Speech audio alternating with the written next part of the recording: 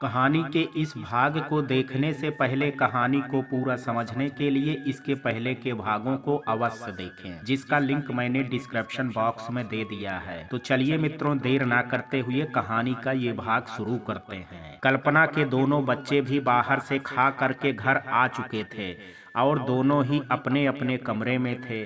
आज कल्पना ने भी उनको जो सबक सिखाया था, उसके बाद वो दोनों भी बहुत गहरी चिंता में थे। कल्पना भी अपने कमरे में जा करके आराम करने लगी और उसकी ये हरकत देख करके शकुंतला जी को और भी ज्यादा गुस्सा आ रहा था।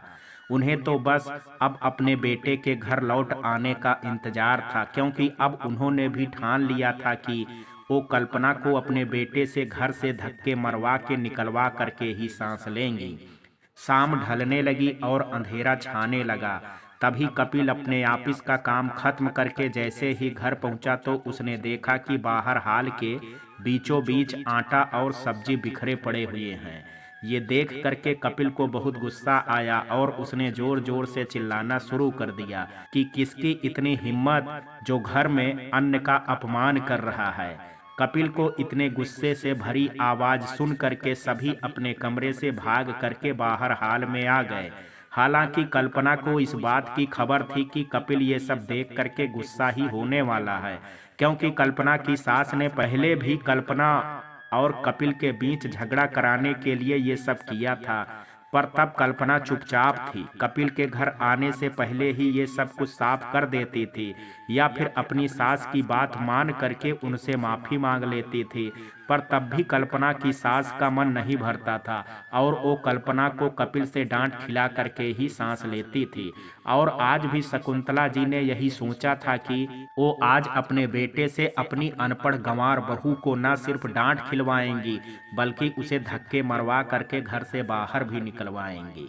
कपिल ने सबको बाहर आता देख करके एक बार जोर से फिर चिल्ला करके पूछा कि आखिर ये सब किया किसने है। तभी शकुंतला जी भाग करके अपने बेटे के बगल में आ करके खड़ी हो गई और कहा कि और कौन करेगा ये सब इस घर में। आज ही तो आई है ये महारानी और आते ही इसने अपना तेवर दिखाना शुरू कर दिया। ये सब इसका ही किया धरा है। अपनी माँ की बात सुन करके कपिल ने कल्पना की तरफ घूर करके देखा। कल्पना अपनी बात कह पाती कि तभी कपिल ने कल्पना का हाथ जोर से पकड़ा और खींचता हुआ उसे घर से बाहर ले करके जाने लगा। तभी कल्पना ने कपिल को जोर से धक्का दिया और अपना हाथ उसके हाथ से छुड़ा लिया।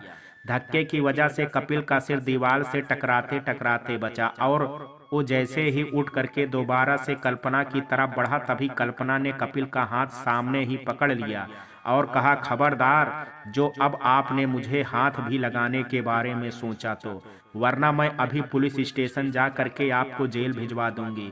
कपिल और शकुंतला जी ये सब देख करके हैरान रह गए कि अचानक से कल्पना के अंदर इतनी हिम्मत कहाँ से आ गई। इंग्लिश के 4 शब्द बोलने तक तो सब ठीक था, पर अपने पति को धक्का तक दे देना ये अब सब की सोच से परे था। शकुंतला जी ने आग में ही घी डालने का काम करते हुए कहा कि तू अपने पति को जेल भिजवाएगी, यही तेरे माँ बाप ने संस्कार दिए हैं तुझे। तभी कल्पना ने कहा कि और अपने बेटे को क्या संस्कार आपने दिया, अपनी पत्नी के साथ जोर जबरदस्ती करना, उसका अपमान करना, हाथ पकड़ करके घर से बाहर निकालना। कल्पना को अपनी माँ से ऐसे बात करता देख करके कपिल का गुस्सा और भी बढ़ने लगा और उसने कल्पना से कहा कि तुम अपनी हद में रहो, वरना जो आज तक नहीं हुआ है मैं आज वो भी कर दूंगा। कल्पना ने कहा कि आज तक आपने ऐसा क्या नहीं किया है मेरे साथ जो अब भी बाकी है। तब कपिल ने कहा कि आज तक मैंने अपने पति होने का अधिकार से तुम्हें मारा नहीं है, वरना आज ये कसर भी पूरी हो जाएगी। तभी कल्पना ने कहा कि पति होने का मतलब ये नहीं होता है कि पति को अपनी पत्नी का अपमान और उसके साथ मारपीट करने का लाइसेंस मिल गया है, या फिर एक पति और जोर जबरदस्ती अपनी पत्नी के साथ कर सकता है। बल्कि पति तो वो होता है जो हर हालातों में अपनी पत्नी के मान सम्मान में कोई कमी नहीं आने देता, क्योंकि एक पति का अभिमान भी कहीं ना कहीं उसकी पत्नी के स्वाभिमान से जुड़ा होता है।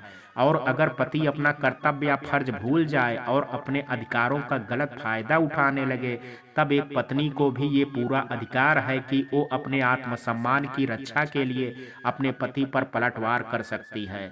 तो मुझे एक थप्पड़ मारने से पहले मेरे पति देव ये जरूर याद रख लेना कि पत्नी मैं भी हूँ आपकी और ये अधिकार मेरा भी हो सकता है। कल्पना की हिम्मत और बात सुन करके कपिल ये बात अच्छी तरह से जान गया कि अब कल्पना के अंदर एक अलग ही बदलाव आ चुका है। इसलिए उसने अपने गुस्से को थोड़ा काबू में कर लिया। पर शकुंतला जी को अभी भी कल्पना की हिम्मत का अंदाजा नहीं हुआ और वो अपने बेटे के पक्ष में कल्पना से लड़ने लगी। उन्होंने कपिल को पीछे करके खुद आगे आते हुए कहा कि तू अनपढ़ गंवार को अपने अधिकार के बारे में क्या बता, और तू पढ़ी ही कितना है जो मेरे पढ़े लिखे बेटे को ज्ञान देने चली है। अरे तेरी इस खोखली धमकी से ना तो मैं और ना ही मेरा बेटा दोनों ही डरने वाले नहीं हैं। तभी कल्पना ने कहा कि हाँ हूँ, मैं अनपढ़ गंवार हूँ, नहीं पढ़ी लिखी हूँ आपके बेटे जितनी, पर माफ करना अम्मा, मैं आपसे तो पढ़ी लिखी ही हूँ। मुझे आपकी शिक्षा पर सवाल उठाने का कोई इरादा नहीं था, पर आपने मुझे इतना मजबूर कर दिया अनपढ़ गंवार बोल बोल करके कि मैं आज चुप नहीं रह पाऊंगी। और आप जिस अधिकारों की बात कर रही हैं उसके लिए पढ़ने लिखने की नहीं बल्कि आत्मबल की जरूरत होती है। गलती में तो हर कोई अपना सिर काटने को तैयार होता है, फिर बिना गलती के कोई सूली चढ़ने को तैयार हो, ये तो मैंने कभी भी और कहीं भी नहीं सुना है। इंसान को मजबूरी उससे हर काम करवाती है, लेकिन जिस दिन ये मजबूरी उस इंसान की ताकत बन जाती है ना, तो फिर दुनिया की कोई भी ताकत उसका फायदा नहीं उठा सकती है। और आप ही बताइए मुझे कि अगर पिताजी आपके साथ ऐसा करते तो क्या तब भी आप ऐसे ही बोलती उनको? क्या आप अपने लिए आवाज नहीं उठाती? कल्पना के सवाल से अब शकुंतला जी की बोलती बंद हो गई, पर अपनी बहू से हार जाना ये तो शकुंतला जी को गंवारा नहीं था। इसलिए उन्होंने बात को घुमाते हुए कहा कि बड़ी जुबान चलने लगी है तेरी, बड़ों की इज्जत और सम्मान करना तो जैसे याद ही नहीं है तुझे। तभी कल्पना ने कहा कि याद था मुझे अम्मा, जब तक मैं अनपढ़ गंवार बहू थी ना, और जब तक मैंने मॉडर्न इंग्लिश नहीं सीखी थी, तब तक मुझे बड़ों की ना सिर्फ इज्जत और उनके मान सम्मान का ख्याल था, बल्कि उनके लात और गाली का भी ख्याल था। पर जिस दिन आपके बेटे की तरह मैंने ये विलायती पढ़ाई की है ना, सारे संस्कार का अंतिम संस्कार कर दिया है मैंने।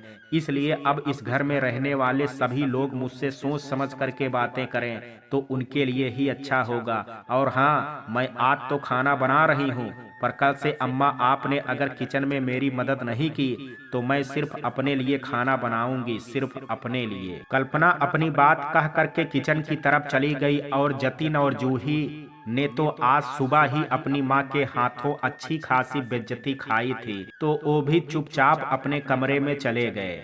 लेकिन कल्पना की इस हरकत को ना तो कपिल बर्दाश्त कर पा रहा था और ना ही शकुंतला जी, क्योंकि कल्पना की इस हरकत से कहीं ना कहीं कपिल के अहम को ठेस पहुंची थी। तो शकुंतला जी को इस बात का डर था कि अगर कल्पना ऐसे ही हर बात पर पलटवार करती रही तो उसे अपनी उंगलियों पर नचा नहीं पाएगी। इसलिए उन्होंने अपने बेटे कपिल के कान भरना एक बार फिर से शुरू कर दिया और कहा कि देखा तूने इस औरत को, मैं कहती थी ना तुझको कि ये औरत नहीं बल्कि नागिन है। नागिन देख कैसे डस रही है हम दोनों को। ये सारी गलती तेरे पिताजी की है, ना वो अपने दोस्त की बातों में आ करके उसकी लड़की देखने जाते और ना ही ये उन्हें वहां कुएं में पानी भरती दिखाई देती, और ना ही आज को ये हमारे घर की अनपढ़ गंवार बहू बनती। अरे कोई पढ़ी लिखी लड़की आती तो। तभी कपिल ने कहा कि कोई पढ़ी लिखी आती तो क्या वो अपने सिर पर आपको बैठा करके रखती? अरे माँ, आप भी कैसी बातें करती हैं। एक तो वैसे भी इस कल्पना ने मेरा दिमाग खराब करके रखा है और ऊपर से आप लगी हैं। मुझे तो अब ये औरत एक पल के लिए भी अपने घर पर बर्दाश्त नहीं है, पर मैं भी मजबूर हूँ, बिना तलाक दिए मैं कुछ कर भी नहीं सकता हूँ। इसलिए मैं कल ही वकील के पास जाऊंगा और इसका कोई ना कोई इलाज करके आऊंगा। पर तब तक माँ प्लीज आप भी थोड़ा शांत रहिएगा और मुझे अपना काम करने दीजिएगा। कपिल की बात सुन करके शकुंतला जी ने अपना नाटक शुरू कर दिया और कहा कि तो तू कहना क्या चाहता है कि मैं जा करके उसके पैर पकड़ करके उससे माफी मांग लूं? तू अपनी माँ की इज्जत को उस अनपढ़ गंवार के सामने गिराना चाहता है? कपिल ने कहा कि नहीं माँ, मैं ऐसा नहीं कह रहा हूँ, मैं तो आपको बस ये कह रहा हूँ कि आप भी उसे अपने तरीके से हैंडल करिए। हर बात के लिए मेरा मुंह ताकना भी तो ठीक नहीं है। आप जैसे मर्जी आए वैसे उसके साथ पेश आइए। बस मुझे अपने स्तर पर और आप अपने स्तर कर काम करिए। और वैसे भी इस चिड़िया के पंख कुछ ही दिनों के मेहमान हैं, फिर तो इसके पंख तोड़ करके इसे मैं जमीन में ही पटक दूंगा। कपिल अपने कमरे में फ्रेश होने चला गया और इधर कल्पना रात के डिनर में लग गई। वो बाहर से तो सबसे लड़ रही थी, पर अंदर ही अंदर उसे सब के लिए बहुत बुरा लग रहा था। और खास करके कि उसे अपने बच्चों के लिए दुख लग रहा था कि वो ना जाने कितने ही दिनों से घर का खाना नहीं खाए होंगे। कल्पना ने सबके मन का कुछ ना कुछ बनाया, पर अपने नए अंदाज के साथ। घड़ी में 8:30 बज चुके थे और कल्पना का डिनर भी रेडी हो चुका था। कल्पना ने खाना को डाइनिंग टेबल पर लगाते हुए सबको आवाज दी खाना खाने के लिए, जिस पर शकुंतला जी सबसे पहले ही कुर्सी पर आकर के बैठ गई और एक एक करके सभी बर्तनों को चेक करने लगी कि आज खाने में बना क्या है।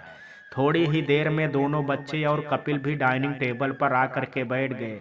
कल्पना ने सभी के लिए खाना परोसा और खुद भी जाकर के सबके साथ बैठ करके अपने लिए प्लेट निकालने लगी। ये देख करके सभी को बड़ा आश्चर्य हुआ, पर किसी ने कुछ नहीं कहा सिवाय शकुंतला जी के। शकुंतला जी ने मुंह बिगाड़ते हुए कहा कि अब क्या तू भी हम लोगों के साथ बैठ करके खाना खाएगी? तभी कल्पना ने कहा कि क्यों नहीं, जब मैं आप लोगों के लिए खाना बना सकती हूँ तो आप लोगों के साथ बैठ करके खाना भी खा ही सकती हूँ। अब आप लोग इतने बुरे भी नहीं हैं। कल्पना की इस बात से शकुंतला जी का तो मुंह बन गया, पर कपिल को बहुत गुस्सा आ गया। लेकिन बहुत दिनों के बाद घर का और वो भी इतना लाजवाब खाना खाने को देख करके कपिल से बिना खाए और वो चुपचाप अपने गुस्से को पी गया और खाना खाने लगा। कल्पना भले ही सबके साथ बैठ करके खाना खा रही थी, पर उसका ध्यान अपनी प्लेट से ज्यादा दूसरों की प्लेट पर था कि किसी को कुछ चाहिए तो नहीं। और जब भी किसी को कोई चीज लेनी होती तो कल्पना पहले ही उसे लेने के बहाने खाते से उठ करके लेने लगती और खुद की प्लेट में डालने के बहाने से वो सामने वाले की प्लेट में डाल देती, जिससे वो बिना रुकावट से अपना खाना खा सके। कल्पना को कोई भूख नहीं थी, उसे तो बस अपने पूरे परिवार के साथ बैठ करके खाना खाना था। वो भी उसने 2-4 ही निवाले खाए और चोरी चोरी सबको खाता देख करके उसका पेट उन्हें देख करके ही भर गया। तभी खाते खाते कपिल की नजर उसी गिरे हुए आटे और सब्जी पर पड़ी तो उसने गुस्से से कल्पना की तरफ घूरते हुए कहा कि ये अनाज अभी तक यहीं पड़ा हुआ है, तुमने इसे उठाया क्यों नहीं अभी तक? तुम एक गृहिणी हो करके अन्न का ऐसा अपमान कैसे कर सकती हो? बिना तलाक के तुमसे कम से कम इतनी तो उम्मीद कर ही सकता हूँ। तुम इस घर और मेरे दिन रात की कमाई का इतना मान तो रख ही सको, वरना खुद कमाओ और फिर करो पैसे की बर्बादी जितनी करनी है, पर अपने पैसे से ना कि दूसरे के पैसे से। कल्पना कपिल की बात सुन करके भी चुप बैठी रही। ये देख करके कपिल को बहुत गुस्सा आया और उसने फिर से कल्पना से कहा कि तुम्हें सुनाई नहीं दे रहा है कि मैं क्या बोल रहा हूँ तुमसे? कल्पना ने कहा कि आपको ऐसा लग रहा है कि आप ये सब मुझसे बोल रहे हैं, पर हकीकत में ये सब मेरे लिए नहीं बल्कि आपकी माँ के लिए ही है। तो जवाब भी वो ही देंगी ना, मैं थोड़ी। कपिल ने हैरानी से पूछा कि तुम्हारी गलती की सफाई मेरी माँ क्यों देंगी? तभी कल्पना ने कहा क्योंकि ये गलती मैंने नहीं बल्कि आपकी माँ ने ही की है। कपिल ने कहा क्या ये सब माँ ने किया है, तुमने नहीं? मैं मान ही नहीं सकता कि मेरी माँ ने अपने ही घर पर अपने बेटे की कमाई का ऐसा अपमान किया हो। तुम पक्का झूठ बोल रही हो, अपनी गलती की पोटली मेरी माँ के सिर पर रखने की कोशिश कर रही हो। कल्पना ने कहा कि अगर आपको मेरी बात पर यकीन नहीं है तो खुद अपनी माँ से एक बार पूछ करके देखो। कपिल ने बड़ी हैरानी से अपनी माँ की तरफ देखा और कहा कि कल्पना क्या कह रही है माँ, ये सब आपने किया है? अब शकुंतला जी के गले से निवाला ही नहीं उतर रहा था, क्योंकि अगर उन्होंने अपने बेटे से सच कहा तो वो अपने बेटे की नज़र में गिर जाएगी, जो शायद उनकी जिंदगी में पहली बार होता। और अगर झूठ बोलती तो ये कल्पना उन्हें सुकून से खाना भी नहीं खाने देती। अब तो शकुंतला जी बड़ी बुरी फंसी अपने ही जाल में। जो गड्ढा अपनी अनपढ़ बहू को गिराने के लिए उन्होंने सुबह से शाम तक खोदा था, अब उसमें वो खुद ही गिर चुकी थी। शकुंतला जी को जवाब देने में बहुत देर हो रही थी और इधर कपिल की हैरानी बढ़ती ही जा रही थी। उसे तो यकीन ही नहीं हो रहा था कल्पना की बात का, इसलिए वो बार बार अपनी माँ से बस एक ही सवाल पूछे जा रहा था। तभी परेशान हो करके शकुंतला जी ने कहा कि हाँ, मेरे ही हाथों हुआ है इस अन्न का अपमान, पर मैंने ये सब कुछ जानबूझ करके नहीं किया है, बल्कि मुझसे ये सब मजबूरी में करवाया गया और ये सब तेरी पत्नी कल्पना ने करवाया है। अरे इसने घर पर आते ही मुझे इतना प्रताड़ित किया कि मैं परेशान हो गई और गुस्से में मैंने इसे फेंक दिया। मुझे बहुत दुख है कि कल्पना की वजह से पर मेरे हाथों ही अन्न देवता का अपमान हुआ और मेरे बेटे की कमाई भी। हो सके तो मुझे माफ कर देना बेटा। और फिर शकुंतला जी ने अपने मगरमच्छ के आंसू टपकाने शुरू कर दिए। कल्पना को अपनी सास की ये चालाकी देख करके बहुत गुस्सा भी आ रहा था और अपने पति पर तरस भी, कि एक बेटा अपनी माँ पर आंख बंद करके भरोसा किए जा रहा है और एक माँ है जो अपने बेटे के भरोसे का बार बार फायदा उठा रही है। अब एक औलाद अपनी माँ पर भी भरोसा ना करे तो किस पर करे। पर शायद कलयुग इसे ही कहते हैं जहाँ पर अपना कोई अपना है ही नहीं, और इसलिए ये भी कहते हैं कि आंख बंद करके अपनी परछाई पर भी भरोसा नहीं करना चाहिए। कल्पना ने उस वक्त अपनी सास के बारे में कुछ नहीं कहा, क्योंकि वो जानती थी कि उसका पति उसकी एक नहीं सुनेगा। अगर उसने अब फिर से उसकी माँ के बारे में कुछ भी कहा तो वो उल्टा कल्पना को ही चार बातें सुना देगा। कपिल ने अपनी माँ को ऐसे रोता देख करके तुरंत कहा कि अरे नहीं माँ, आपको माफी मांगने की जरूरत नहीं है, जिसकी करनी है फल भी उसी को भोगना पड़ेगा। पर माँ, आपको भी अन्न को ऐसे पड़ा नहीं रहने देना चाहिए था। जब आप ही घर में सबसे बड़ी हो करके ऐसा करेंगी तो फिर बाकी सबका क्या होगा, क्योंकि छोटे तो बड़ों को ही देख करके सीखते हैं। जैसा बड़े करते हैं वैसा ही छोटे भी करने लगते हैं, चाहे फिर वो सही हो या गलत।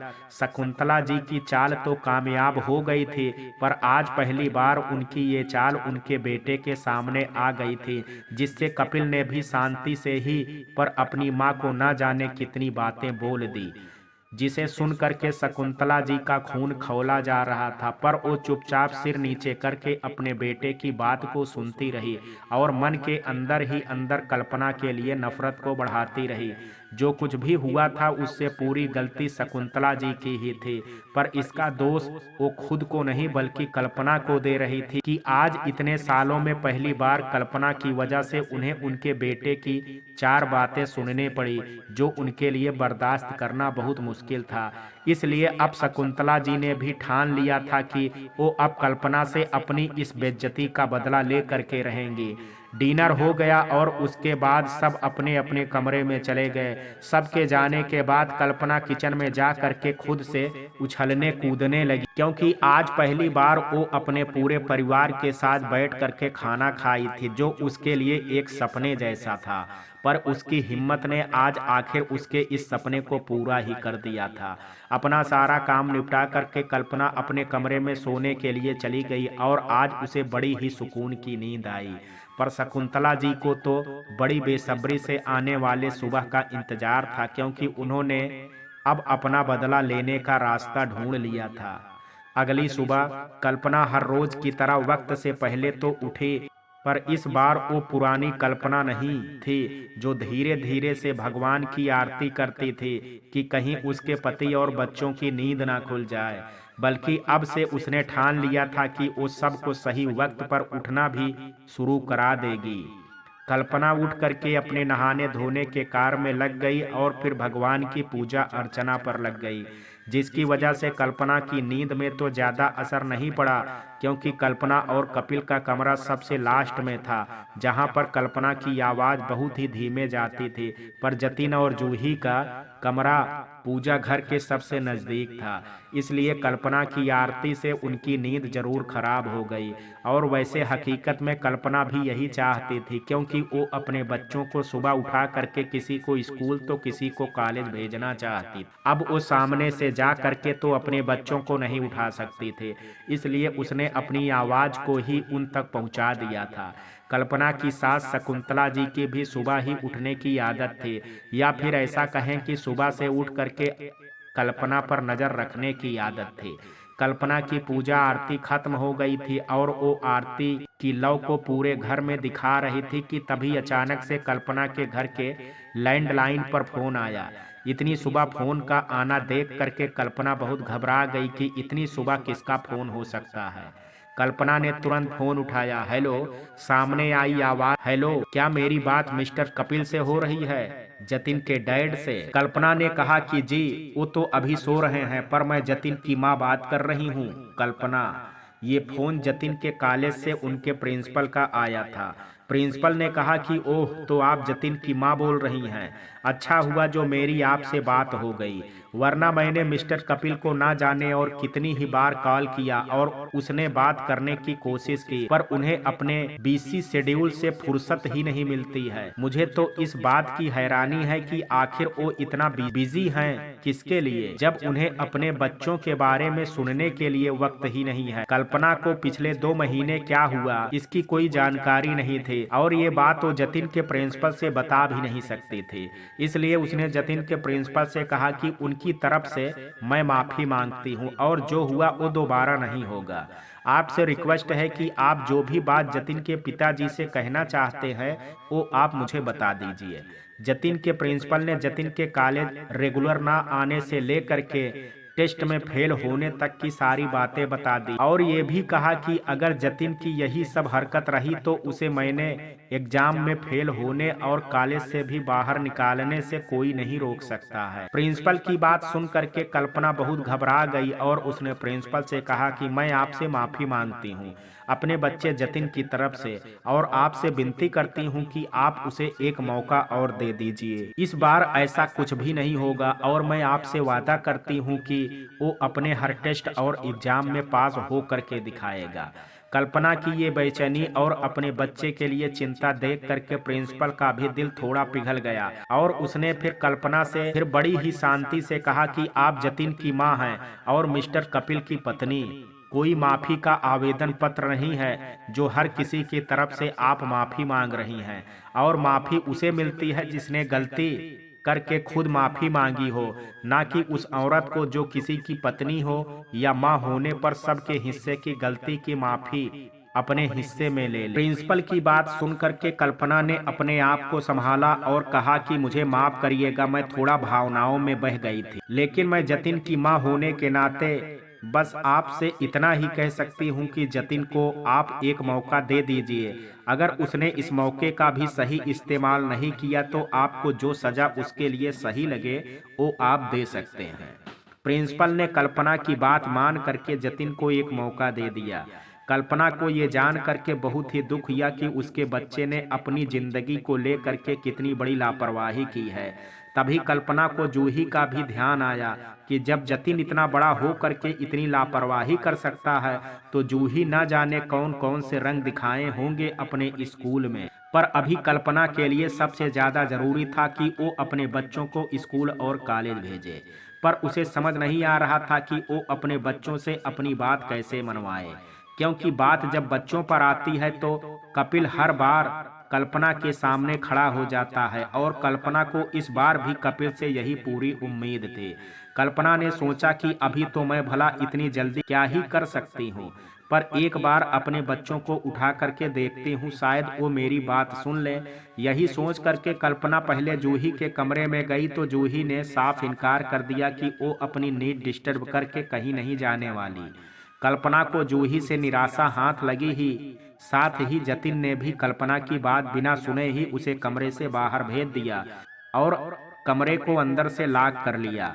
कल्पना समझ गई कि उसकी दाल ऐसे नहीं गलने वाली है, इसलिए कल्पना ने अब इन दोनों को भी इलाज सोच लिया था। वो तुरंत ही घर में सबके लिए नाश्ता बनाई और रेडी होकर के घर से बाहर चली गई। उसे बाहर की तरफ जाता हुआ देख करके शकुंतला जी के पेट में बड़ी उथल पुथल होने लगी। पर जिस तरह से कल्पना सबके साथ बर्ताव कर रही थी, उसके बाद शकुंतला जी की हिम्मत नहीं थी कि वो कल्पना से उसके बाहर जाने का भी कारण पूछ लें। शकुंतला जी ने सोचा कि अच्छा ही है, कम से कम जाने से पहले नाश्ता तो बना करके गई है। अब जा करके मैं सुकून से नाश्ता करूंगी, फिर आज इसे धूल कैसे चटाना है उसकी तैयारी करूंगी।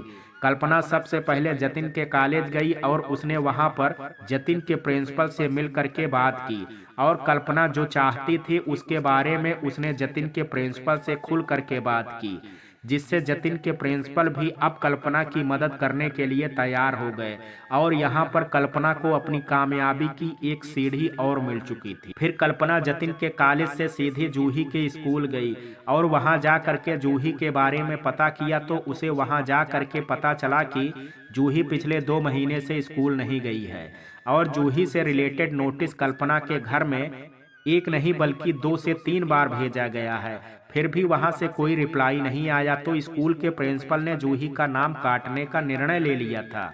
कल्पना ये सब सुन करके बड़ी हैरान और परेशान हो गई कि उसके पीठ पीछे इतना सब कुछ हो गया। खैर, मैं तो घर पर थी भी नहीं, इसलिए मुझे इन सब के बारे में कुछ नहीं पता, पर कपिल तो यहीं थे और हर वक्त अपने बच्चों के पास थे। क्या उन्हें भी ये जरूरी नहीं लगा कि वो अपने बच्चों की पढ़ाई पर ध्यान दें? कल्पना खुद से ही हजारों तरह के सवाल करने लगी। कल्पना को इतनी गहरी चिंता में देख करके जूही की प्रिंसिपल ने कहा कि आप कहाँ खो गई कल्पना जी? कल्पना की आंखों में आंसू भरे हुए थे, पर वो फिर भी अपनी भावनाओं को संभालने की कोशिश कर रही थी। तभी जूही की प्रिंसिपल ने कहा कि मैं भी एक माँ हूँ और मैं आपकी परेशानी बहुत अच्छे से समझ सकती हूँ, लेकिन इसमें गलती भी कहीं ना कहीं पेरेंट्स की होती है। वो सही वक्त पर अपने बच्चों पर ध्यान नहीं दे पाते और वक्त निकल जाने पर बच्चे उनकी बात पर ध्यान नहीं देते हैं। लेकिन आपके पास अभी भी वक्त है और जूही अभी बहुत छोटी है, आप चाहें तो हम उसे अपनी स्कूल में दोबारा मौका दे सकते हैं, लेकिन इसके लिए जूही को रेगुलर स्कूल और अपने मार्क्स फिर से अच्छे लाने होंगे। अगर मुझे उसमें प्रोग्रेस दिखाई दी तो मैं तो अपना निर्णय बदल दूंगी, वरना अगले 1 महीने के बाद मैं उसका नाम काट करके यहाँ से निकाल दूं। कल्पना को ये सुन करके बहुत खुशी हुई कि आखिर एक माँ ने दूसरी माँ की पीड़ा को समझा। एक औरत दूसरी औरत की दुश्मन हो सकती है, पर एक माँ दूसरी माँ की पीड़ा को हमेशा ही समझती है। कल्पना ने जूही की प्रिंसिपल को हाथ जोड़ करके धन्यवाद कहा और कहा कि मैं आपके बच्चे के लिए प्रार्थना करूंगी कि भगवान उन्हें हमेशा कामयाबी दे। ये सुन करके जूही के प्रिंसिपल को भी बहुत अच्छा लगा। कल्पना ने थोड़ा संकोच करके ही पर जूही के प्रिंसिपल से कहा कि अगर आपकी अनुमति हो तो मैं आपसे एक मदद और जूही के प्रिंसिपल ने कहा कि जी कहिए, आपको भी जो कहना है। कल्पना ने कहा कि जी मेरे 2 बच्चे हैं, जतिन और जूही, और मुझे इस बात का बड़ा अफसोस है कि मेरे दोनों ही बच्चे गलत रास्ते पर भटक चुके हैं और एक माँ होने के नाते ये मेरा फर्ज बनता है कि मैं अपने बच्चों को सही रास्ते पर लेकर के आऊं। इसलिए मैं अभी अपने बड़े बेटे के कॉलेज से आ रही हूं, क्योंकि वहां भी उसका हाल कुछ जूही जैसा ही है। इसलिए मैंने उनके प्रिंसिपल से बात की है और वो मेरी मदद करने को भी तैयार हो गए हैं।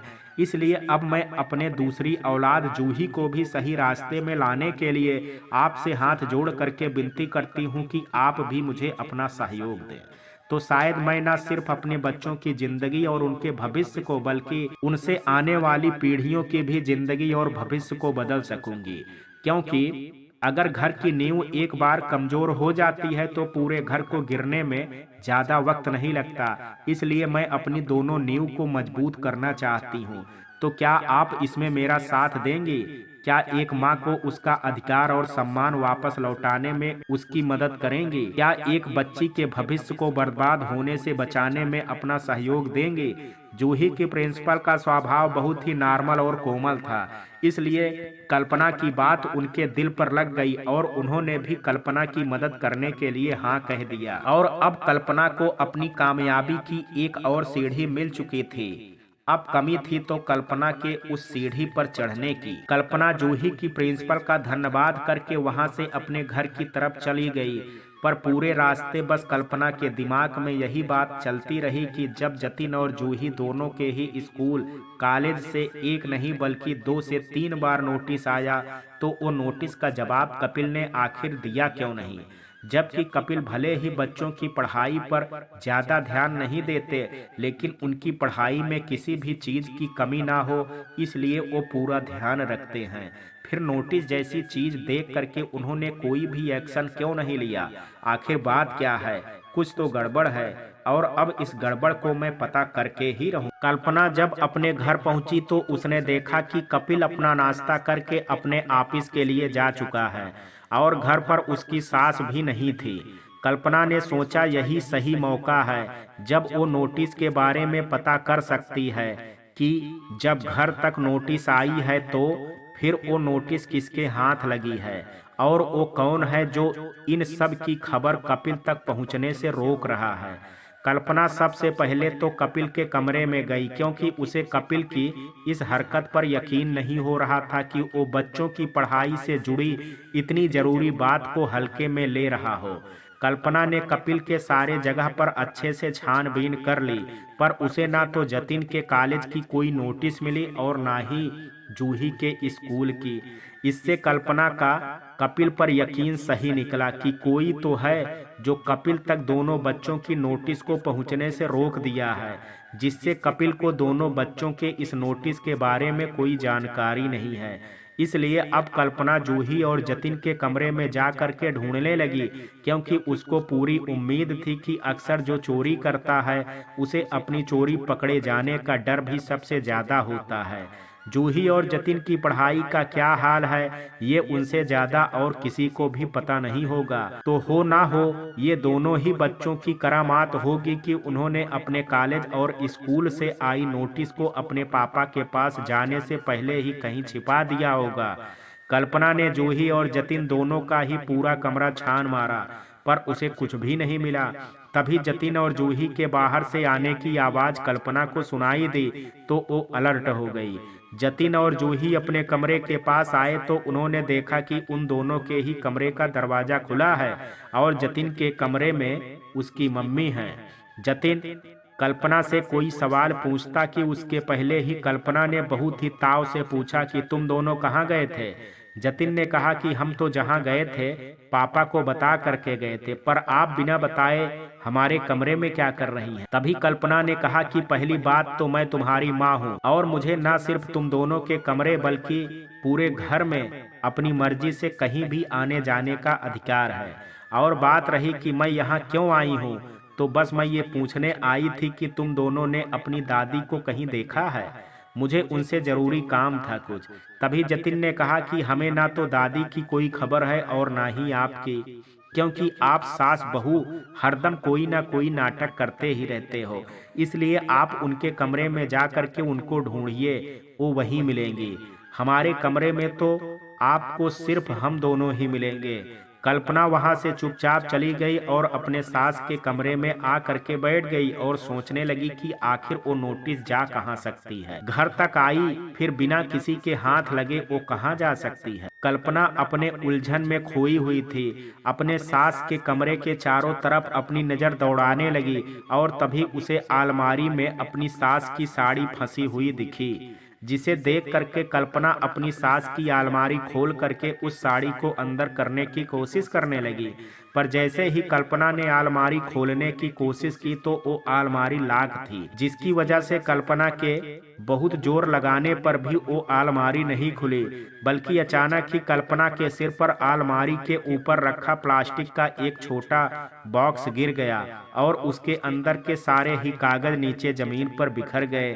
कल्पना ये देख करके बहुत घबरा गई और सास के आ जाने के डर से जल्दी जल्दी सारे कागज उठा करके उसी बक्से में रखने लगी। और तभी उसके हाथ में जतिन और जूही के कॉलेज स्कूल से आए नोटिस हाथ लग गए। ये देख करके कल्पना की आंख खुली की खुली रह गई। उसकी सास ने न सिर्फ कल्पना के साथ अपनी चालाकियां चली थी, बल्कि उन्होंने तो अपने पोता और पोती तक को नहीं छोड़ा। कल्पना ने वो कागज जहां जैसे रखे थे वहीं वैसे सब कुछ रख दिए और तुरंत ही अपनी सास के कमरे से निकल करके बाहर हाल में आकर के बैठ गई और सोचने लगी कि आखिर उसकी सास उससे इतनी नफरत क्यों करती हैं। क्या उसी की सास बस उससे नफरत करती हैं या सभी की सास ऐसी ही होती हैं। पर एक सास भला क्यों अपने ही बेटे की पत्नी से इतनी नफरत करेगी, जबकि बहू ने तो सिर्फ अपने सारे फर्ज बल्कि अपने पति तक के सारे फर्ज निभाती है, फिर उसी से क्यों हर बात की दुश्मनी निकाली जाती है।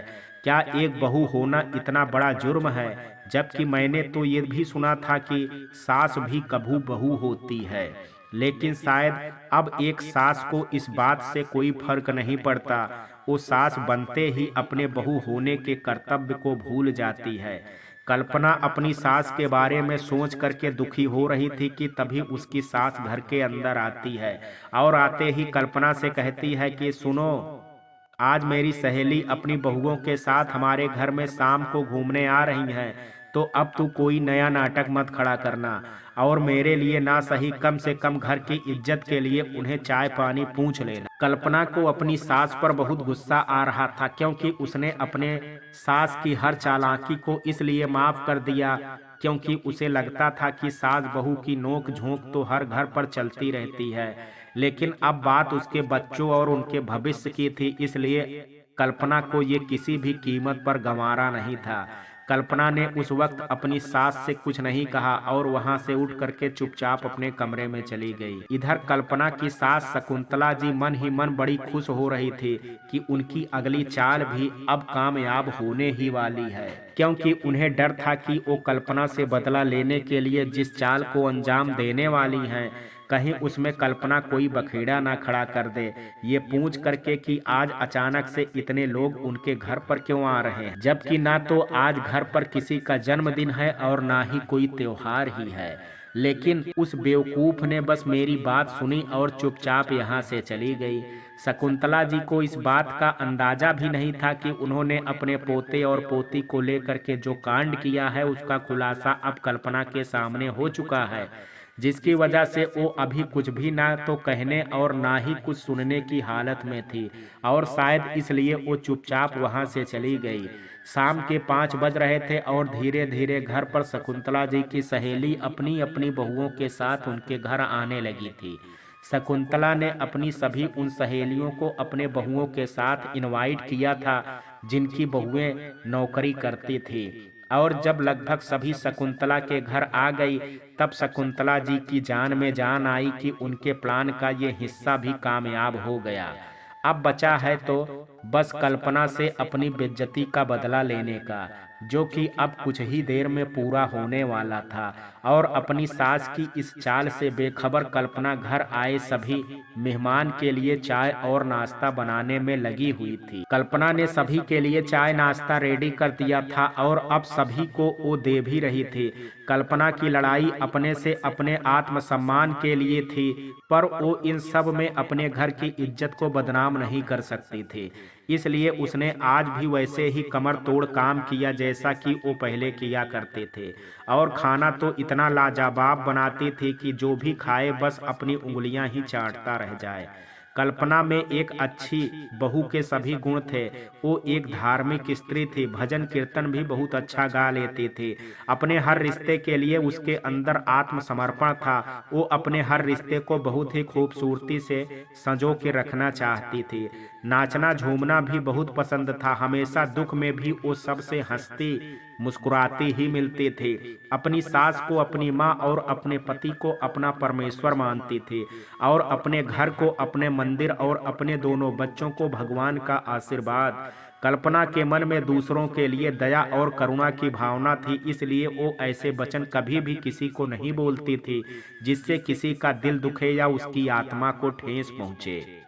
पर शायद यही अच्छाई कल्पना के लिए उसकी कमजोरी का कारण बन गई थी, जिसका फायदा कल्पना के पति, सास और अब उसके खुद के बच्चों ने भी उठाना शुरू कर दिया था। इतनी अच्छी बहू, इतनी अच्छी पत्नी और इतनी अच्छी माँ होने के बाद भी कल्पना की इज्जत उसके परिवार में 2 कौड़ी की भी नहीं थी। ऊपर से उसके कम पढ़े लिखे होने पर उसे सीधा अनपढ़ और गंवार बहू की पदवी से नवाजा गया था। खैर, शकुंतला जी की इस पार्टी में उनके बुलाए लगभग सारे ही मेहमान आ चुके थे और सभी कल्पना के हाथ का नाश्ता खा करके उसकी तारीफ किए बिना नहीं थक रहे थे। कल्पना की सास को ये सब सुन करके अंदर ही अंदर बहुत गुस्सा आ रहा था, पर वो ऊपर से सबको हंसती खिलखिलाती ही दिख रही थी। शकुंतला जी के मन ही मन सोचने लगी कि अगर ये सब ऐसे ही कल्पना की बड़ाई करती रही तो जिस काम के लिए मैंने इन लोगों को बुलाया है वो तो अधूरा ही रह जाएगा। कल्पना कभी किसी को नाश्ता देने के बारे किचन से हाल में आती तो किसी को चाय तो किसी को कोल्ड ड्रिंक। बेचारी को एक पल की भी शांति नहीं थी। कल्पना ने मन में एक बार को ये ख्याल भी आया कि वो चुपचाप बैठ करके अपनी सास की तरह बैठ जाए, पर कल्पना के अंदर की अच्छाई ने उसके मन को ऐसा सोचने पर भी डांट दिया और अपने काम में लग गई। शकुंतला जी से अब रहा नहीं जा रहा था, इसलिए उसने सामने से कल्पना को रोकते हुए कहा कि अरे बस कर बहू, कितना ही भाग दौड़ करेगी, तू भी तो 2 पल के लिए सुकून से बैठ जा और ये पार्टी एंजॉय कर। तू इतने दिनों बाद घर लौट करके आई है ना, इसलिए आज मैंने अपनी सारी सहेलियों को और उनकी पढ़ी लिखी बहुओं को सिर्फ और सिर्फ तुमसे मिलाने के लिए बुलाया है। अपनी सास की ऐसी बातें सुन करके कल्पना को अब शक होने लगा कि दाल में कुछ तो काला जरूर है। कुछ तो अब उसकी सास ऐसा करने वाली है जो मेरे लिए अच्छा नहीं होगा। पर ऐसा क्या ही करना चाहती है मेरी सास? शकुंतला की ऐसी बात सुन करके शकुंतला जी की एक सहेली ने तुरंत ही कहा कि ये क्या बोल रही हो तुम? तुम्हारी बात से तो ऐसा ही लग रहा है कि जैसे तुम्हारी बहू पढ़ी लिखी नहीं है। कल्पना उनकी बात सुन करके एकदम से हैरान हो गई और वो जैसे ही पलट करके बोलने वाली थी वैसे ही शकुंतला जी ने बोल दिया कि अब कहना तो नहीं चाहिए, पर सच भी कहाँ छिपता है। ज्यादा दिनों तक शकुंतला जी के उसी सहेली ने कहा कि तुम्हारा मतलब क्या है? तब शकुंतला जी ने बेचारा सा मुंह बना करके कहा कि अब मतलब तो यही है कि मेरी बहू पढ़ी लिखी बहू नहीं बल्कि एक अनपढ़ बहू है। हाँ, अब आज के समाज को देखते हुए और मेरे विदेश से पढ़े लिखे बेटे की पत्नी होने के वजह से कपिल ने इसे थोड़ी बहुत इंग्लिश के शब्द दिखा दिए हैं, जिन्हें ही ये आज कल घर में हम लोगों से बोल करके अभ्यास कर लेती है। बाकी इसे तो इंग्लिश की ई भी नहीं आती है। तभी शकुंतला जी की एक दूसरी सहेली ने कल्पना की बड़ाई करते हुए कहा कि पर कल्पना तो बहुत ही अच्छा खाना बनाती है और ये पहली बार नहीं है जब मैं उसके हाथ का बना नाश्ता कर रही हूँ।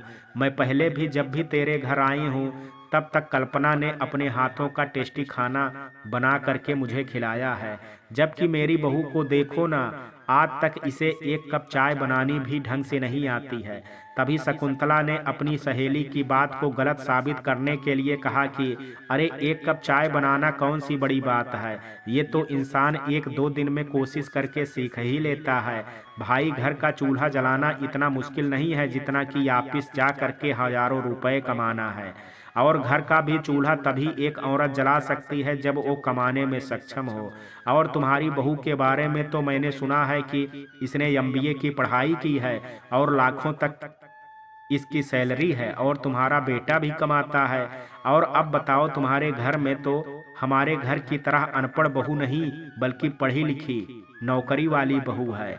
और खाना का क्या है, जब घर में लाखों की कमाई आती है तो खाना बनाने के लिए भी एक नौकरानी इंसान रख ही लेता है। इसलिए तो कह रही हूँ कि भगवान ने तुम्हारी किस्मत में नौकरी वाली बहू लिखी है और मेरी किस्मत में ये अनपढ़ बहू, जो हजारों तो दूर अपनी कमाई का 1 रुपया भी नहीं कमा सकती है, उल्टा मेरे बेटे पर अपने खर्चे का भार डाल देती है। और बेचारा मेरा बेटा दिन रात बस पैसे कमाने के लिए लगा रहता है, ना ढंग से खाता है और ना ही चैन से सो पाता है। और फिर तुम लोग अपनी बहू को देखा, किसी की शादी को 15 साल हो गए तो किसी की शादी को 10 से ऊपर का समय हो गया है, पर अभी भी तुम लोगों की बहुएं किसी हीरोइन से कम नहीं लगती हैं। अरे मैं तो कहती हूँ कि ये तो इतनी मॉडर्न है कि इनके आगे हर हीरोइन भी फेल हैं। और एक मेरी बहू पर नजर डालें, ऐसा लगता है जैसे किसी गांव की गंवार को उठा लाए हैं जो एक कामवाली से भी गंदी दिखती है। पर जैसे ही हमारी प्यारी और अनपढ़ बहू है। कल्पना को अब सब समझ में आ गया था अपनी सास की चाल के बारे में। मेरी सास ने आज क्यों घर पर अपनी सहेलियों और उनकी बहुओं को बुलाया था, उन्हें मुझसे मिलवाने नहीं बल्कि उनके सामने मेरी इंसल्ट करने के लिए। मन तो कर रहा था कि आज ही इन्हें भी जिंदगी की हकीकत से रूबरू करा दूं, पर मैं इनकी तरह अपने घर का कलह सबके सामने नहीं लाना चाहती हूँ। जिस तरह इन्होंने मुझे गले लगा करके मेरे मुंह पर सबके सामने चप्पल मारी है, सही वक्त आने पर इनको भी इनके किए का फल जरूर मिलेगा। कल्पना वहां से चुपचाप अपना छोटा सा मुंह लेकर के किचन में चली गई और अपना मन छोटा करके चुपचाप सिसकियां भरती रही। शकुंतला जी की पार्टी अब खत्म हो चुकी थी और उनके सारे ही मेहमान अब अपने अपने घर वापस लौट चुके थे। और अब शकुंतला जी भी बड़े मजे से बैठ करके कल्पना के हाथों से बने नाश्ते का स्वाद चख रही थी और मन ही मन अपनी जीत की खुशी मना रही थी। उन्होंने अपने मन में सोचा कि आज आखिर मैंने इस अनपढ़ गंवार को उसकी असली जगह दिखा ही दी। बड़ी आई थी मेरे बेटे के सामने मेरी असलियत दिखाने, आज मैंने भी उसको सबके सामने आईना दिखा करके उसकी असलियत से उसका सामना करवा ही दिया। अब मुझसे भिड़ने से पहले 1000 बार इस बारे में सोचेगी कि वो मेरी बहू है तो मैं भी उसकी सास हूँ, सास उसकी हर एक सांस छीन लूंगी। ऐसे ही हमें सास नाम का औधा नहीं मिला है, बहू की एक एक सांस पर हमारी हुकूमत होती है। कल्पना किचन में बैठ करके अपने आप को समझा रही थी कि अभी मुझे इन सब में नहीं पड़ना है, क्योंकि अभी मेरे लिए मेरी सास से ज़्यादा जरूरी मेरे बच्चे हैं और उनका भविष्य है। क्योंकि इन्होंने तो अपनी चालाकियों के साथ अपनी पूरी जिंदगी गुजार दी और बचा हुआ बुढ़ापा भी ये अपनी इन्हीं हरकतों के साथ काटने वाली हैं। पर मेरे बच्चों के सामने अभी उनका पूरा जीवन पड़ा है और मैं नहीं चाहती कि मेरी नन्ही सी जूही भी आज ये सब देख करके सुन करके आगे जा करके एक और शकुंतला देवी बने। इसलिए पहले मुझे मेरे बच्चों के भविष्य के बारे में सोचना है, उसके बाद में ये शकुंतला देवी का भी इलाज कर ही दूंगी। कल्पना ने वक्त देखा तो कपिल के ऑफिस से घर और रात के डिनर का टाइम हो रहा था। इसलिए कल्पना ने इन सभी बातों को किनारे रख करके जल्दी ही रात के डिनर की तैयारी की और अपने कमरे में जा करके अपनी प्लानिंग में लग गई कि वो अपने बच्चों को स्कूल और कॉलेज कैसे भेजेगी। कल्पना इस बात को बहुत अच्छे से जानती थी कि अगर कपिल तक ये बात पहुंची कि उनके बच्चों को स्कूल और कॉलेज से निकाला जा रहा है तो वो हर कीमत में ऐसा होने से रोक देंगे। इसलिए कल्पना चुपचाप अपनी सास के कमरे में गई और उन नोटिस में से जतिन और जूही की एक एक नोटिस निकाल करके आई और उसे अपने पास रख लिया। अब कल्पना बस आने वाली सुबह के इंतजार में थी, क्योंकि आने वाली सुबह उसके बच्चों के जीवन में आए अंधकार को भी दूर करने वाली थी। सुबह होते ही कल्पना ने अपने घर का काम खत्म किया और उस नोटिस को लेकर के मार्केट के लिए निकल गई। कल्पना को रोज रोज ऐसे बाहर जाता देख करके अब शकुंतला जी को बड़ी खुजली होने लगी इस बात से कि आखिर ये कल्पना रोज रोज जाती कहाँ है। उन्होंने इस बात का भी फायदा उठाया और जब कपिल नाश्ता करने के लिए डाइनिंग टेबल पर आया तो शकुंतला जी ने अपना नाटक शुरू कर दिया। शकुंतला जी ने कहा कि हे भगवान, ये कैसा जमाना आ गया है। आजकल की बहुएं तो बस अपने ही बारे में चाहे पति घर से भूखा ही क्यों ना चला जाए, पर उन्हें तो बाहर की दुनिया घूमना है तो घूमना है। कपिल ने कहा कि क्या हुआ है माँ, अब तुम्हारी अनपढ़ बहू ने क्या कर दिया। शकुंतला जी ने कहा कि अरे मत पूछ बेटा कि मेरी अनपढ़ बहू आजकल क्या क्या गुल खिला रही है। अरे जब उसे पता है कि तू इस वक्त ऑफिस के लिए जाता है तो तेरे नाश्ता करने के बाद वो बाहर घूमने नहीं जा सकती थी। वो कौन सा नौकरी करती है कि उसे अभी ही जाना जरूरी है, जबकि तू अभी तक नाश्ता भी नहीं किया है। अरे एक पत्नी के लिए उसके पति से ज्यादा जरूरी और क्या ही हो सकता है। अरे अपनी सास की इज्जत का ख्याल नहीं है तो ना सही, पर अपने पति की इज्जत का तो ख्याल करना ही चाहिए था उसे। अरे मोहल्ले वाले देखेंगे तो क्या सोचेंगे। तभी कपिल ने कहा कि अरे जो सोचना है सोचने दो माँ, वैसे भी कल्पना कहाँ जाती है और क्या करती है मुझसे इससे कोई लेना देना नहीं है। और बात रही मोहल्ले वालों की तो अब जब उन्हें मेरे और कल्पना के तलाक की खबर सुनने को मिलेगी तो वो खुद ही समझ जाएंगे। इसलिए आपको ज्यादा परेशान होने की जरूरत नहीं है। आप आराम करो और खाना खाओ। शकुंतला की बात का कपिल पर कोई असर ही नहीं हो रहा था। इस बात से गुस्सा हो करके शकुंतला जी ने कपिल से कहा कि तू यहाँ सुकून से खाना ही खाते रहना और वो चिड़िया कहीं और किसी के साथ फुर्र ना हो जाए। कपिल ने अब भी हंस करके अपनी माँ से कहा कि आप जिस चिड़िया की बात कर रही हैं वो अब बूढ़ी हो चुकी है और बूढ़ी चिड़िया अक्सर बहुत कम उड़ती हैं। और वैसे भी जैसे उसकी शकल सूरत है उसे तो कोई फ्री में भी चाय के लिए नहीं पूछेगा। और अपना नाश्ता खत्म करके कपिल वहां से चलता बना।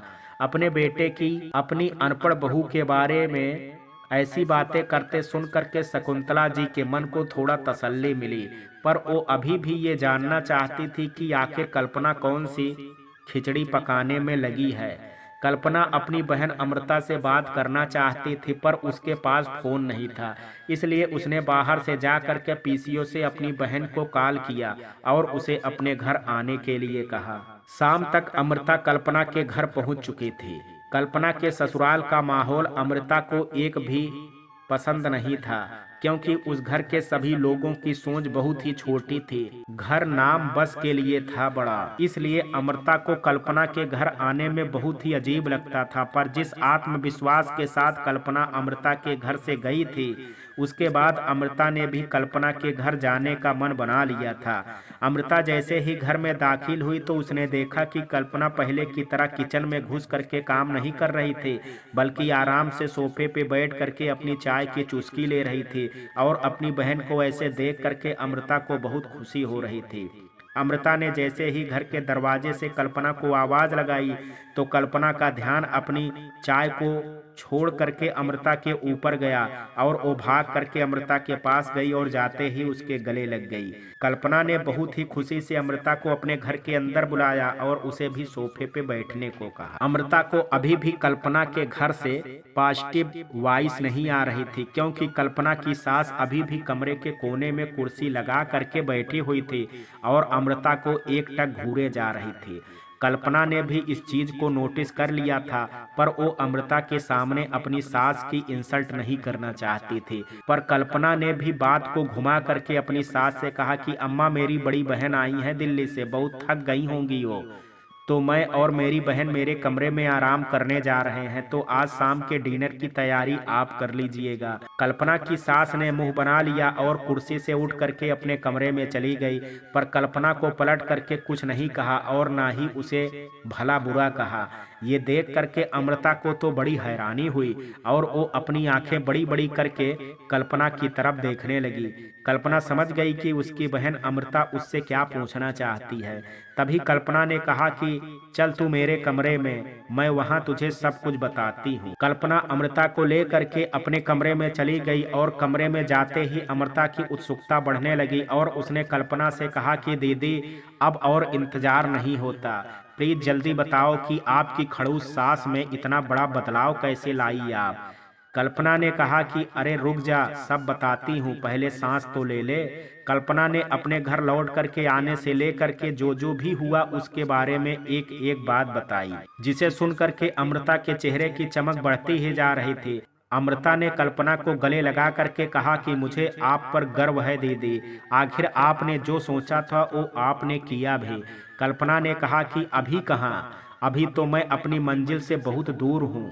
ये तो मेरे संघर्ष की शुरुआत है, क्योंकि मेरी बातों का भी महत्व तभी ही होगा जब मेरा महत्व होगा। कल्पना की बात सुन करके अमृता ने कहा कि अगर आप बुरा ना माने तो एक बात कहूँ दीदी। कल्पना ने कहा कि जिस दिन से मैंने इस घर में दोबारा से कदम रखा है उस दिन से मैंने बुरा मानना छोड़ दिया है। अमृता ने कहा कि यही हिम्मत अगर आपने पहले की होती तो शायद आज आपके साथ वो सब नहीं होता जो कि आज तक होता आया है, और ना ही आपको अपनों से इतनी तकलीफ और अपमान सहना पड़ता। देखिए आज हर कोई आपकी बात ना सिर्फ सुन रहा है बल्कि मान भी रहा है। तो अगर आपने ये कदम और हिम्मत पहले दिन से ही उठाई होती तो शायद आज हालात कुछ और ही होते। कल्पना ने अमृता के कंधे में हाथ रखते हुए कहा कि ये बात जितना कहना आसान होता है ना अमृता, उतना ही मुश्किल होता है इसे वक्त पर समझ पाना। क्योंकि जब एक लड़की शादी करके अपने ससुराल में पहला कदम रखती है तो उसी वक्त से अपने ससुराल को अपना घर और अपने पति को अपना भगवान और उसके परिवार को अपना परिवार मान लेती, और उसी दिन से वो अपने इस परिवार को अपना बनाने के लिए हर संभव प्रयास करती है। उसे लगता है कि ये सब कुछ और ये लोग जो उसके दुल्हन बन करके आने पर उस पर अपनी जान लुटा रहे हैं, वो हमेशा ही वैसे रहेंगे उसके साथ, और उनका प्यार भी उनके लिए हमेशा वैसा ही रहेगा। इसलिए वो खुद को सबसे नीचे रख करके अपने हर रिश्ते को सबसे ऊपर रख लेती है, फिर चाहे वो रिश्ता एक पत्नी का हो या फिर सास बहू का हो या फिर माँ बच्ची का हो। और इन्हीं सब रिश्तों में वो इतना उलझ जाती है कि वो इन सब किरदार को निभाते निभाते कब अपने असली अस्तित्व को खो बैठती है, उसे ये सब समझ ही नहीं आता। तब उसकी आधी जिंदगी बीत जाती है।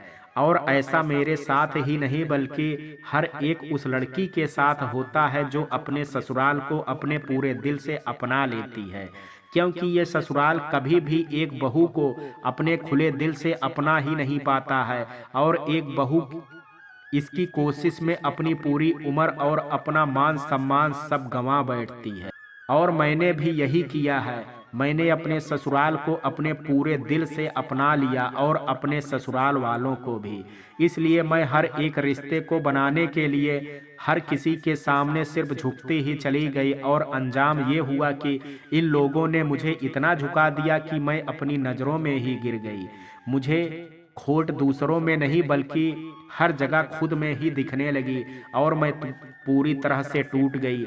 आज अगर मैंने ये जीवन और ससुराल पाया है तो इसकी बहुत ही भारी कीमत भी मैंने चुकाई है, अपने और कपिल की 19 साल की शादी को खो करके। क्योंकि आज सब मेरी बात सुन और मान रहे हैं, बल्कि मुझे मेरे तलाक के 6 महीने तक को झेल रहे हैं। तलाक की बात सुन करके अमृता को बहुत बड़ा झटका लगा, और उसने बड़ी हैरानी से अपनी बहन कल्पना से पूछा कि ये आप क्या कह रही हैं दीदी? कपिल जीजू आपको तलाक दे रहे हैं? पर क्यों? अब उम्र के इस पड़ाव में? अब तो आप दोनों के 2 छोटे छोटे बच्चे हैं, उनका क्या होगा? और फिर इस घर को कौन संभालेगा? कल्पना ने कहा कि मेरे पति कपिल बहुत अच्छे हैं, उन्होंने कभी मेरा दर्द नहीं पूछा, पर दर्द की हमेशा ही बाजार से दवा खरीद करके लाए हैं। उनके अंदर दिल तो है, बस वो दूसरों के लिए धड़कना नहीं जानता।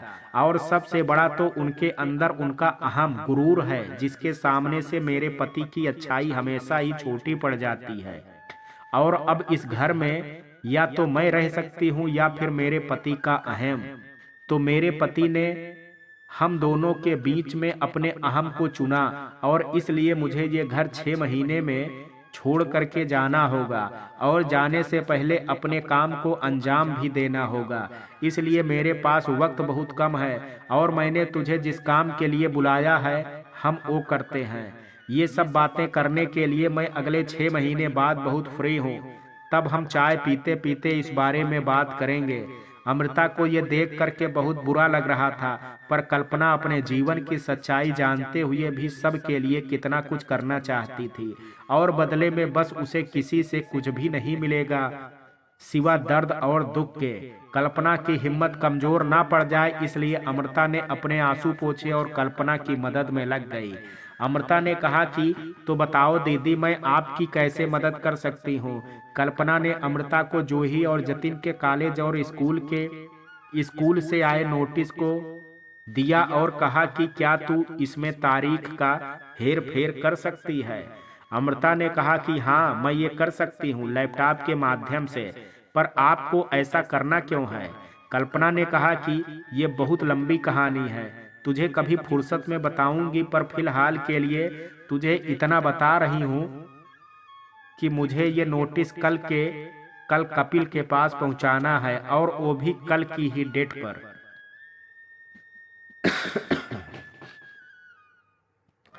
जिससे उन्हें ऐसा लगे कि ये नोटिस कल ही आई है और वो तुरंत ही इस बारे में जूही और जतिन से बात करें। अमृता ने कहा कि अगर जीजू को ये इसी तारीख पर दे देगी तो क्या हो जाएगा। तब कल्पना ने कहा कि मेरी सास ने ये नोटिस के साथ छेड़छाड़ कर दी है, जिसकी वजह से वक्त पर यह नोटिस कपिल के पास नहीं पहुंच पाई है, और अगर अब ये नोटिस इसी तारीख पर कपिल के पास गई तो वो बच्चों के भविष्य से ज्यादा इस बात पर उलझ जाएंगे कि ये अभी तक कहाँ थी। और अगर मैंने उन्हें ये बताया कि ये सब उनकी माँ का ही किया धरा है तो वो कभी भी इस बात को नहीं मानेंगे और इसे मेरी चाल समझ करके बच्चों पर भी ध्यान नहीं देंगे और फिर मेरी सास को एक बार फिर अपनी चाल चलने के लिए तैयार हो जाएंगी। अमृता ने कहा, तो क्या आप अपने सास की ये सच्चाई कपिल जीजू के सामने नहीं आना देना चाहती हैं? कल्पना ने कहा कि ऐसा नहीं है, मैं अपनी सास की हर सच्चाई अपने पति और उनके बेटे के सामने लाना चाहती हूँ, पर ऐसे नहीं कि मेरी सास को अपनी गलती को छिपाने का मौका मिल जाए, बल्कि तब जब उनकी एक एक गलती का हिसाब उनका बेटा उनसे ले और वो चुपचाप बस अपनी असलियत को स्वीकार करें और अपने हर कर्मों का हिसाब दें। मित्रों, कहानी के इस भाग में आज इतना ही। शेष कहानी कल देखेंगे। कहानी का ये भाग आपको कैसा लगा, आप अपनी राय मुझे कमेंट बॉक्स में ज़रूर दीजिएगा। वीडियो पसंद आया हो तो वीडियो को लाइक शेयर, अगर चैनल पर पहली बार विजिट कर रहे हैं कृपया चैनल को सब्सक्राइब करना ना भूलें। कल मिलते हैं कहानी के शेष भाग के साथ, तब तक के लिए जय हिंद, जय भारत।